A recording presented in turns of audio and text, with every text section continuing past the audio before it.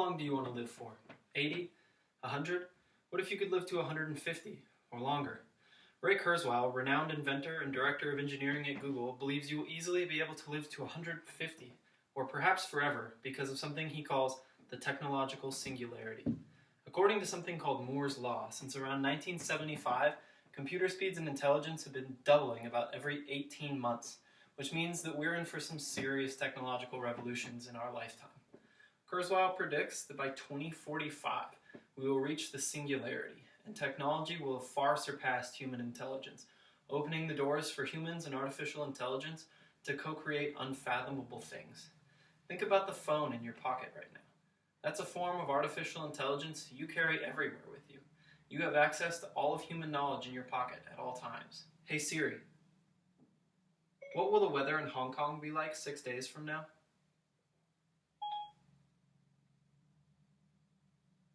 Okay, the temperature for Hong Kong on Tuesday at 10:59 a.m. will range between 75 degrees and 84 degrees. And many of today's smartphones are 1,000,000 times cheaper and thousands of times faster than computers that used to take up entire buildings. At this rate of growth, by the 2030s, processors could be 100,000 times smaller and 1,000,000,000 times more powerful still. As stated in Moore's Law, technology has been increasing at an exponential rate. 15 years ago, technology was vastly different. Dial-up was the most common form of internet connection. Wi-Fi was still something nobody had heard of. Facebook, YouTube, your favorite apps and websites like Reddit or Vimeo didn't exist yet. Now think of how technology will advance over the next 15 years. Simple household intelligence like the Roomba vacuum, Nest smart home thermostat, even self-driving cars are going to be commonplace within 5 to 10 years alone. Companies like Tesla Motors and Google are already very successfully implementing self-driving capabilities in cars. Google's self-driving car has already successfully logged 1.7 million miles so far, and Tesla's Model S and Model X sedans already have autopilot features built into the complex car softwares.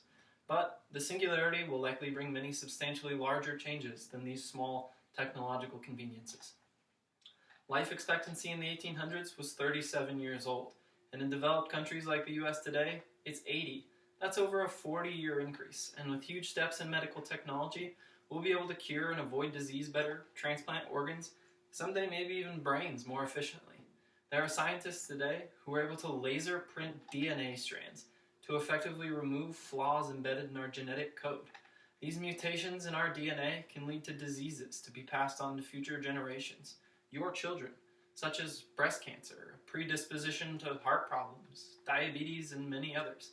And while the methods are too dangerous to be utilized effectively today, they would be able to insert these new fixed strands of DNA into your current DNA to fix the mutated genes. And that's only the beginning of what we'll see. With similar methods to this, parents could essentially design the child they want. What color eyes, hair, body type, intelligence. Scientists are going to be playing God in no time. Another wild development that we will likely see in our lifetimes is the implementation of artificially intelligent nanobots.